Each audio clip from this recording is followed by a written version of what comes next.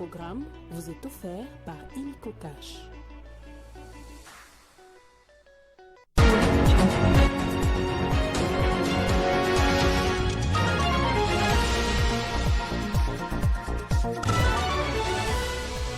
Pas de compromis au sujet de la guerre entre la RDC et le Rwanda malgré la médiation angolaise. Réunis pendant 2 jours en Angola, les ministres congolais des Affaires étrangères et son collègue du Rwanda n'ont pas parvenu à un compromis sur plusieurs points, alors que le sommet avait pour objectif de baliser les chemins pour la prochaine rencontre entre Félix Tshisekedi et Paul Kagame. Nous irons également en France. Emmanuel Macron a débuté ses consultations ce vendredi à l'Elysée en vue de la nomination d'un nouveau Premier ministre et les rumeurs sur les prétendants se multiplient. Éliminatoire CAN 2025, le fleuve congolais débuteront leur campagne le 6 septembre à Kinshasa contre la Guinée avant de s'envoler pour Dar es Salaam. Bonsoir à tous et bienvenue à ce nouveau rendez-vous d'information. Ouvrons ces journaux avec ces images. 10 jours après avoir rencontré successivement ses homologues Félix Tshisekedi et Paul Kagame, le médiateur angolais Joao Lourenço a poursuivi sa mission en vue du retour à la paix dans l'est de la République démocratique du Congo. Le dernier sommet de Luanda qui a mis autour d'une même table les ministres des Affaires étrangères de 2 pays en conflit n'a pas abouti à un compromis.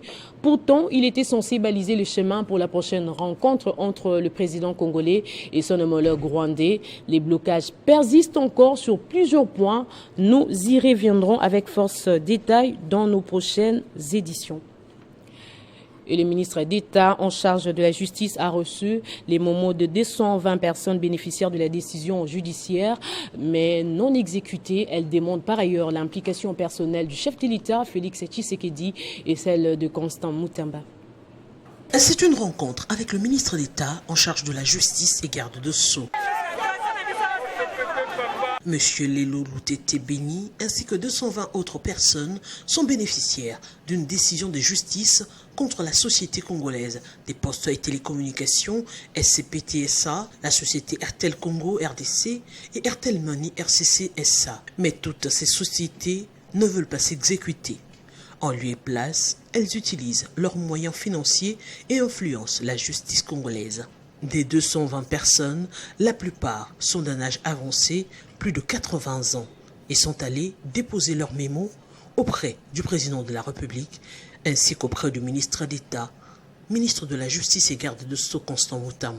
Nous avions saisi monsieur le greffier en chef de la Cour de cassation et avons obtenu le certificat de non-pourvoi en cassation numéro 07/2010, rendant irrévocable notre arrêt. Quelques années après l'adhésion de notre pays en droit au ADA, nous avions fait pratiquer en 2022 une saisie, attribution des créances en vue de l'exécution du dit arrêt auprès de la société Airtel Congo RDC SA et celle-ci fit une fausse déclaration ou mieux, une déclaration inexacte et mensongère, nous donnant ainsi droit à la signer dans la cause sous RMU 0593 en application notamment des articles 38 et 156 de l'acte uniforme des procédures simplifiées de recouvrement et des voies d'exécution.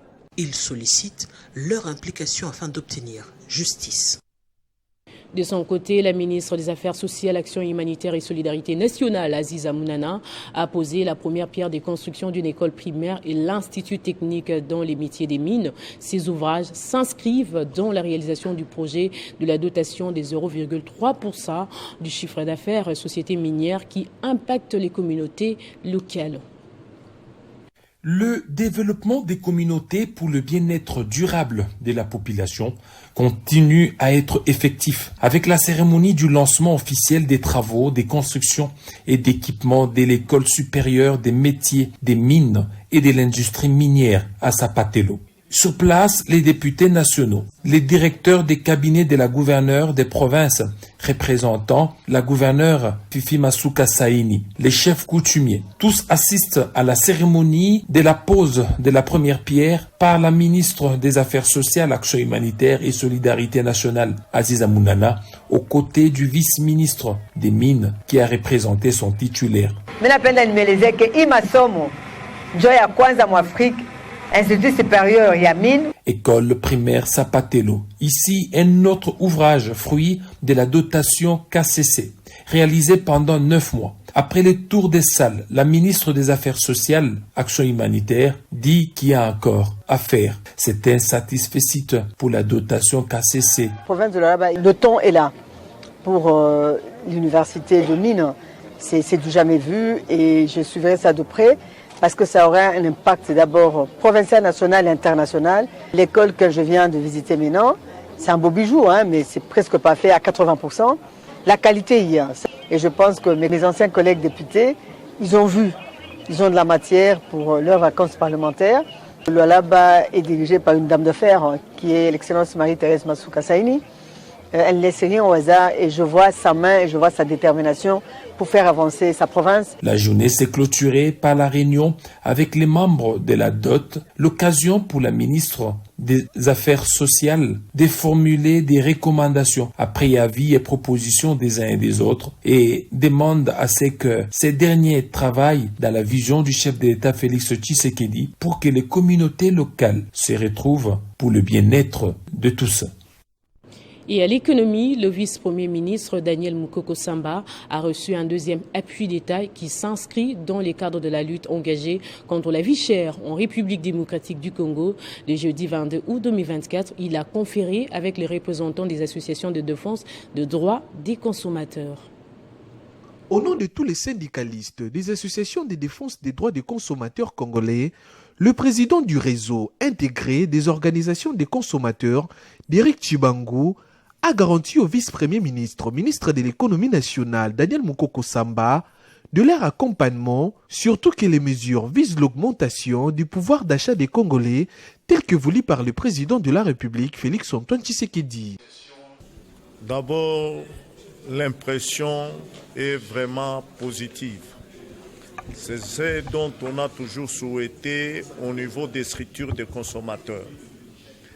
Nous disons bravo et merci au vice-premier ministre en charge de l'économie pour l'initiative prise afin de concerter les structures de droits des consommateurs.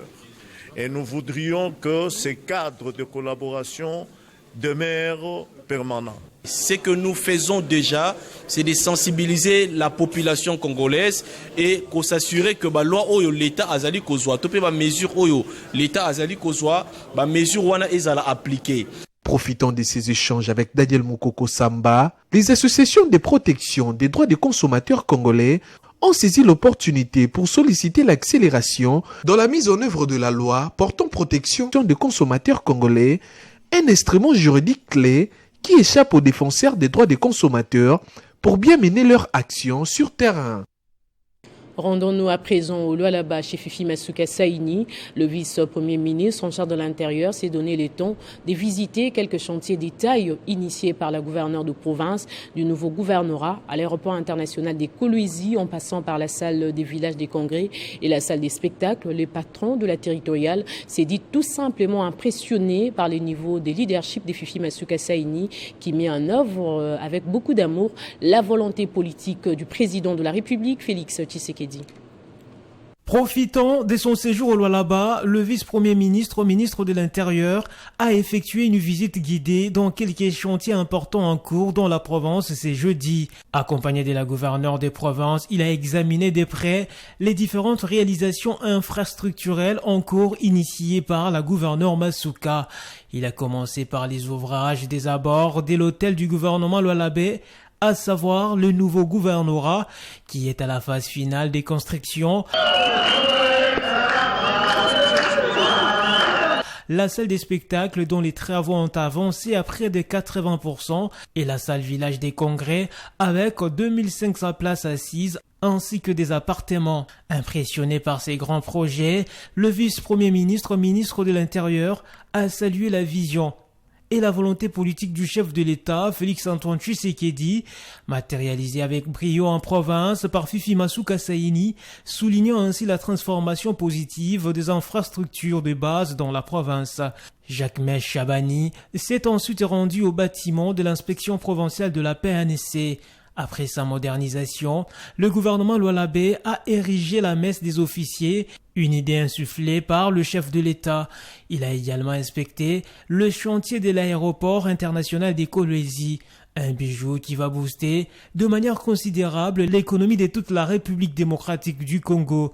De l'aérogare à la caserne anti-incendie en passant par la tour des contrôles, le vice-premier ministre Jacques Chabani n'a pas caché son admiration. Nous avons profité de cette mission avec madame le gouverneur de province pour faire une visite des différents chantiers parce que c'est ressorti dans nos réunions de travail.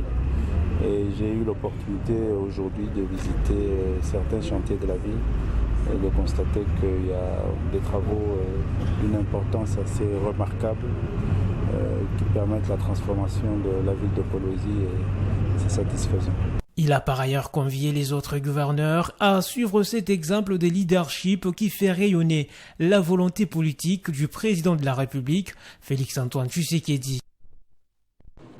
Au Nord Kivu, précisément dans les territoires du Walikale, l'épidémie de choléra a déjà ravagé au moins 14 personnes sur les 164 cas enregistrés.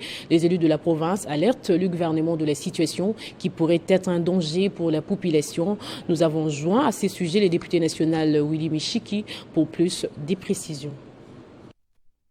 Oui, effectivement, dans le cadre des vacances parlementaires, après les réunions organisées avec la société civile, la Ligue des femmes, des jeunes, les comités territoriaux de sécurité de Walikale. Nous avons été aujourd'hui en visite à la zone de santé de Walikale où nous avons été alertés par l'épidémie de choléra qui vient déjà de faire 14 décès à l'espace de 6 jours.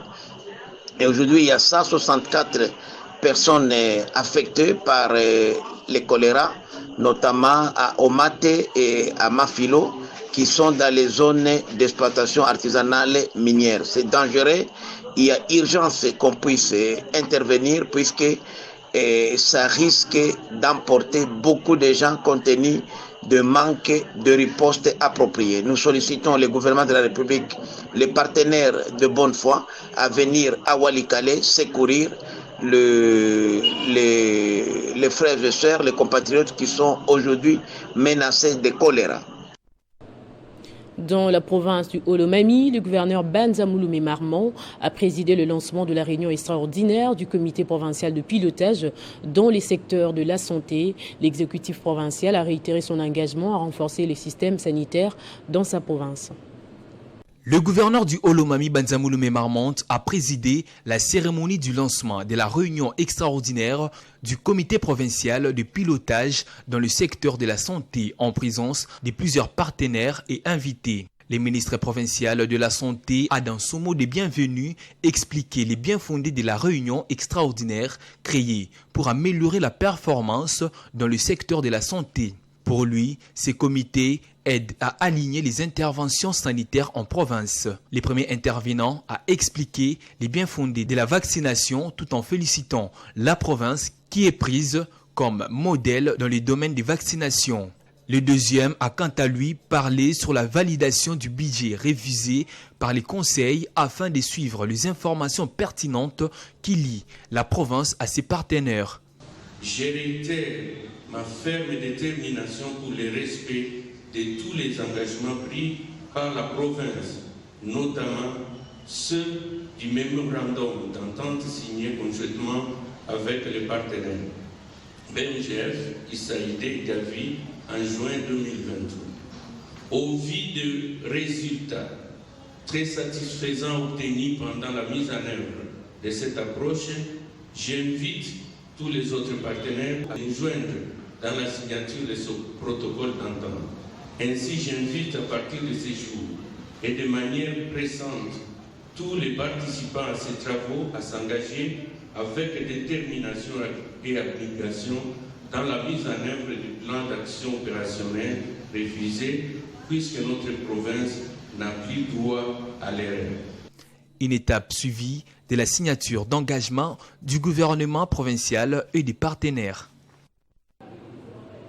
Direction Congo central, les députés nationaux et provinciaux ainsi que les fédéraux de la dynamique Agissons et Bâtissons DAB Congo central ont adressé un message de félicitations au nouveau speaker de la Chambre haute du Parlement, Jean-Michel Samalou Condé, pour sa brillante élection. C'était dans une déclaration lue par maître Eric Djichimina, Pouba, coordonnateur provincial de la DAB.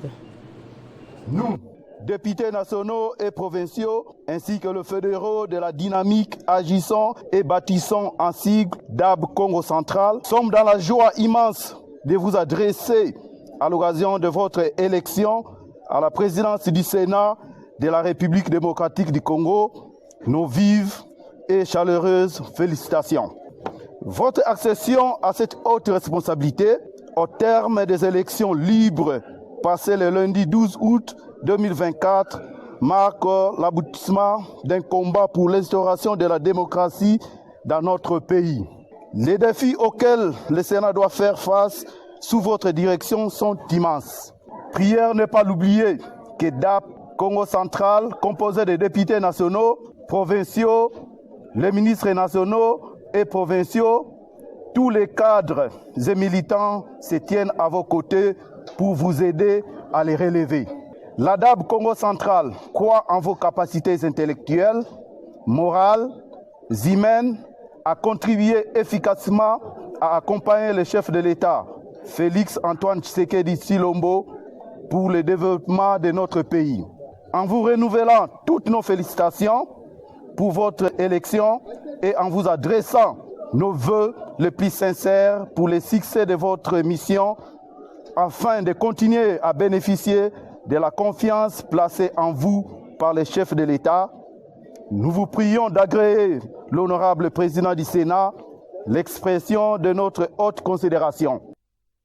Elle est toujours plus proche de sa base malgré son élection en décembre dernier. Hermione Bolumbe a pensé aux mamans de Kingabwa à quelques semaines de la rentrée scolaire en leur remettant des kits scolaires en guise de reconnaissance pour les choix portés sur sa personne lors des législatives de 2023.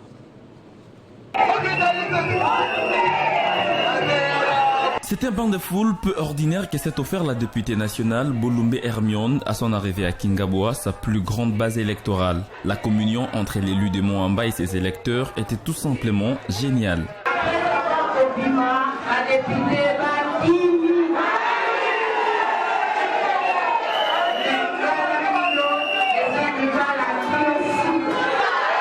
Prenant la parole, Bolumbe Hermione a remercié ses électeurs pour leur vote en sa faveur. L'occasion faisant les larrons, l'élu de Moamba a distribué des kits scolaires, notamment des cahiers, stylos et autres, à tous ses lieutenants avant de booster les chiffres d'affaires de certains commerçants et remettre des bassins aux vendeuses de pain. Je suis venue non seulement remercier mes mamans, vous verrez que la majorité ce sont des mamans. Je suis venue les remercier parce que ces mamans m'ont voté avec beaucoup d'amour. Et parallèlement, je suis venue renforcer leur commerce de façon à ce que les mamans deviennent indépendantes. Et puis, comme vous le savez bien, la rentrée scolaire se pointe déjà à l'horizon.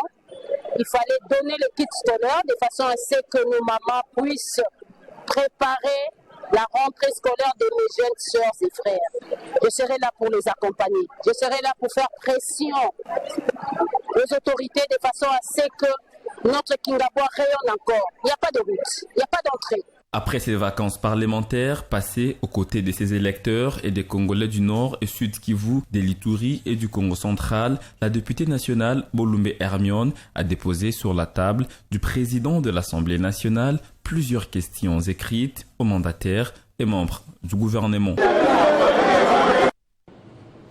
22 août 1964, 22 août 2024, cela fait exactement 60 ans, jour pour jour, que le patriarche Antoine Gizenga Fondji créa le parti lumumbiste unifié. Réunis à l'hôtel Béatrice de Legumbe, les militants et militantes du parti, ainsi que d'autres invités de marque, ont salué la bravoure d'Antoine Gizenga, occasion pour le secrétaire général Didier Mazinga de lancer la série des activités qui marqueront ce 60e anniversaire du parti, dont la soirée festive sera organisée ce samedi 24 août à Bouma. Les volets scientifiques et culturels des activités marquant la célébration des 60e anniversaire du Parti Lumumbiste unifié a vécu ce 22 août dans la salle Naomi de Béatrice Hôtel en présence de la distinguée veuve du patriarche Antoine Gizenga, Maman Anne Bumba Gizenga, et plusieurs autres invités politiques et scientifiques de la RDC.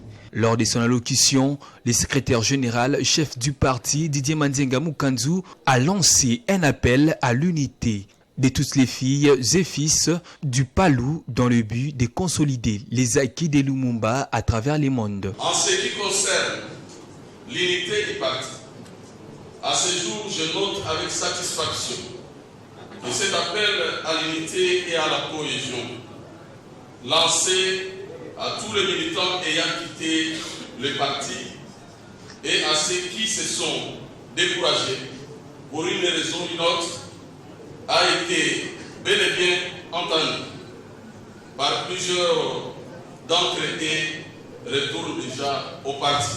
En tant qu'observateur politique, le professeur Isidore Daiwel a retracé les parcours élogieux du patriarche Antoine Gizenga d'heureuse mémoire. Prenant la parole, l'ancien ministre de la Communication et Médias, Lambert Mende Omalanga, est revenu sur la lutte et l'émancipation de deux personnages politiques, à savoir Patrice Emery Lumumba et Antoine Gizenga. Mais j'ai eu la chance de fréquenter l'un de ses plus fidèles militants, Antoine Gizenga, le fondateur du parti Lumumbiste unifié. Tout en remerciant les intervenants, Didier Manzenga Mukanzu précise que les rideaux des activités de ces 60 ans seront tirés ce samedi 24 août 2024 à Bouma, où la plus grande célébration aura lieu avec tous les militants et militantes du Palou.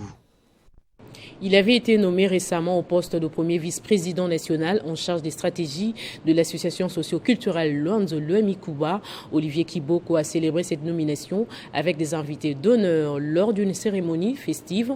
L'investiture de la nouvelle équipe de cette importante association est prévue samedi par les grands chefs Pandé.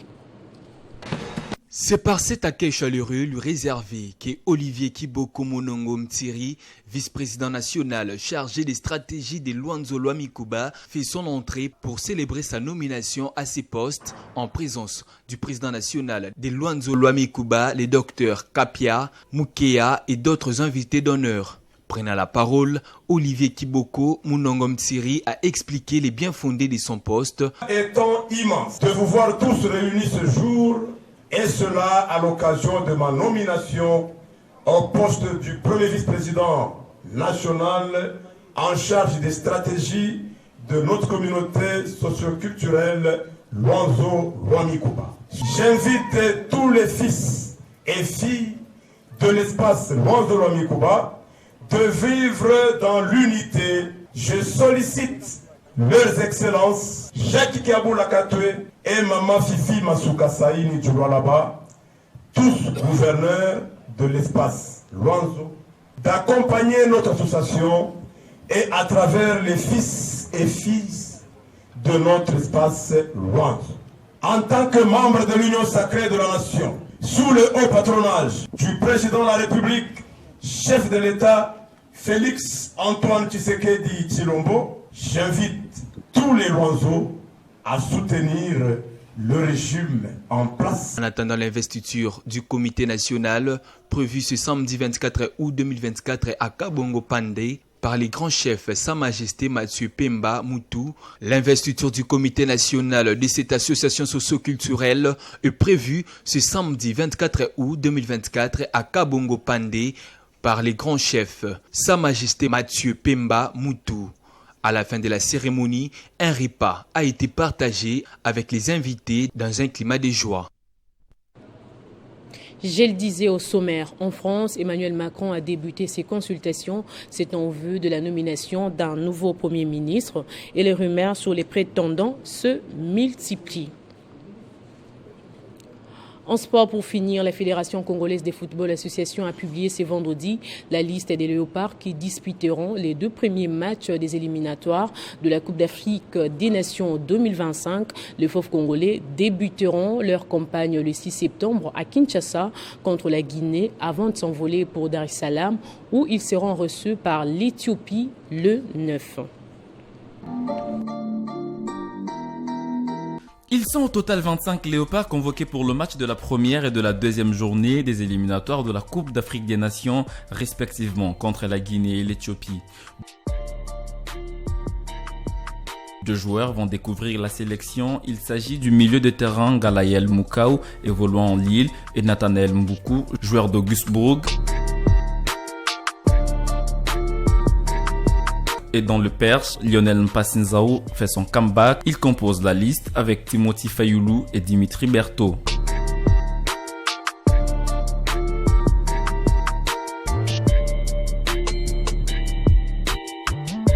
Comme défenseur, on retrouve Gédéon Kaloulou, Joris Kaembe, Arthur Maswaku, Chancel Mbemba, Inonga Baka, Dylan Bantoubin Sinka, Axel Twanzebe et Roki Bouchiri. Au milieu des terrains, nous avons Galaël Moukau, Charles Piquel, Edo Kaembe, Samuel Mutusami, Noah Sadiki, Gaël Kakuta, Nathanaël Mboukou, Théo Bongonda, Meshak Elia et Shadrach Akolo. En attaque, Sébastien Desabre a jeté son dévolu sur Yohan Wissa, Fiston Maël Kalala, Simon Banza et Samuel Essende. Place au rappel des titres à présent. Pas de compromis au sujet de la guerre entre la RDC et le Rwanda malgré la médiation angolaise. Réunis pendant 2 jours en Angola, les ministres congolais des Affaires étrangères et son collègue du Rwanda ne sont pas parvenus à un compromis sur plusieurs points alors que le sommet avait pour objectif de baliser le chemin pour la prochaine rencontre entre Félix Tshisekedi et Paul Kagame. En France, Emmanuel Macron a débuté ses consultations ce vendredi à l'Élysée en vue de la nomination d'un nouveau Premier ministre et les rumeurs sur les prétendants se multiplient. Éliminatoire Cannes 2025, les Fauves congolais débuteront leur campagne le 6 septembre à Kinshasa contre la Guinée avant de s'envoler pour Dar es Salaam. Ainsi s'achève complètement ce journal. Merci de rester fidèles au programme des Télé 50.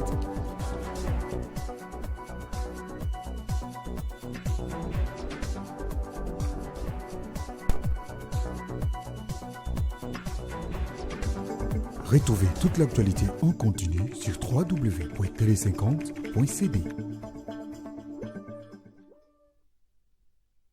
Ce programme vous a été offert par Illico Cash.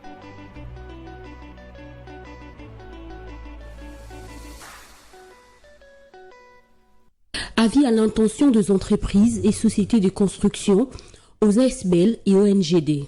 Dans le cadre de son projet de construction des 10 écoles par province, le programme panafricain financé par la Banque mondiale demande aux entreprises et sociétés de construction, aux ASBL et aux ONG intéressés de s'affilier au programme et d'adresser leurs requêtes au directeur national aux coordonnées suivantes. Email dinat.ppi@yahoo.com, téléphone 081 896 20 32. Pour les sociétés et entreprises de construction, les pièces ci-après seront jointes à la requête, statut de l'entreprise, extrait du registre du commerce et du crédit mobilier, RCCM, identification nationale et pièces d'identité de son responsable.